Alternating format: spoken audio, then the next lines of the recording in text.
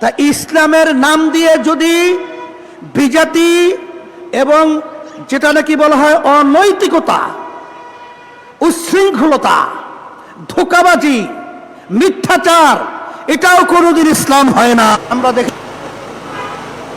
নীতি, ভালো নীতি ও ভালো নেতা চাই, এছাড়া জাতি দেশের মুক্তি নাই। ভালো নীতিও লাগবে আর ভালো নেতাও লাগবে। এছাড়া বাস্তবে আমরা যে এই রাজনীতি করি, আমাদের যে লক্ষ্য উদ্দেশ্য, কখনোই এটা বাস্তবায়িত ইতিহাসে দুনিয়া কোনোদিন হয় নাই আর কোনোদিন হবে না। আলহামদুলিল্লাহ, ইসলামী যুব আন্দোলন ঢাকা মহানগর শাখা কর্তৃক আয়োজিত আজকে প্রতিষ্ঠা বার্ষিকীর সভাপতি, মঞ্চে ইসলামী আন্দোলন বাংলাদেশের কেন্দ্রীয় প্রেসিডিয়াম সদস্য, মহাসচিব সহ বিভিন্ন পর্যায়ের দায়িত্বশীল, আমার প্রিয় সাংবাদিক বন্ধুগণ,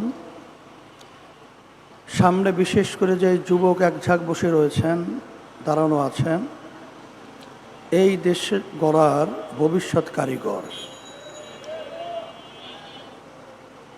ইন্নাকা লাআলা খুলুকিন আযীম।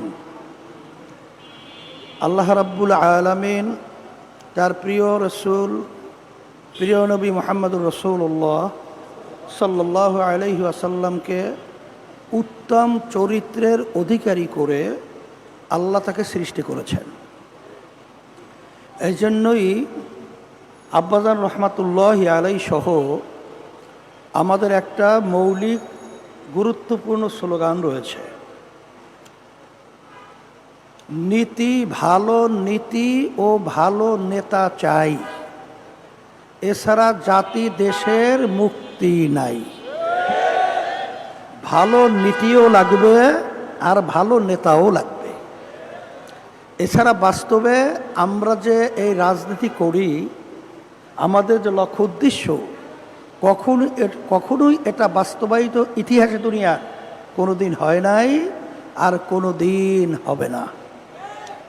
বর্তমানে বাংলাদেশের যারা নাকি আওয়ামী লীগ, বিএনপি, জাতীয় পার্টি সহ অন্যান্য নীতি আদর্শ নিয়ে রাজনীতি করে, তারা তো ইসলাম নীতি আদর্শ বাস্তবায়ন করবে এই কথা বলে তারা রাজনীতি করে না।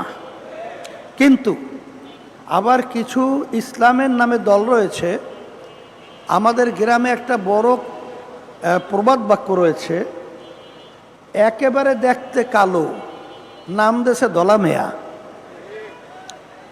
কিন্তু আসলে দলা মেয়ার সাথে বাস্তবে তার কি মিল আছে? তাই দলা মেয়া কয়ে যদি কালো মেয়াকে চালানো হয়, তাহলে কালো মেয়া কোনোদিন দলা মেয়া হয় না।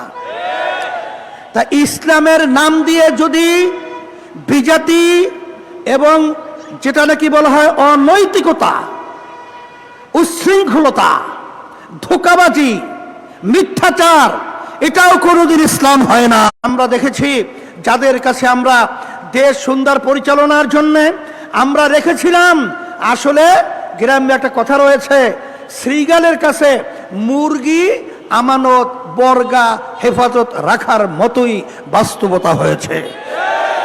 এদেশের কল্যাণ যদি আমরা চাই, এদেশের মুক্তি যদি আমরা চাই, আসেন আমরা ইসলামী নীতি আদর্শ নিয়ে যদি আমরা সামনে অগ্রসর হতে পারি, আর এটা বাস্তবায়নের জন্য সবচেয়ে বড় ভূমিকা পালন করবে আমার যুবকেরা। এই জন্য আমি যুবকদেরকে বলবো, আসো তোমরা আদর্শবান যুবক হও, তোমরা চরিত্রবান যুবক হও।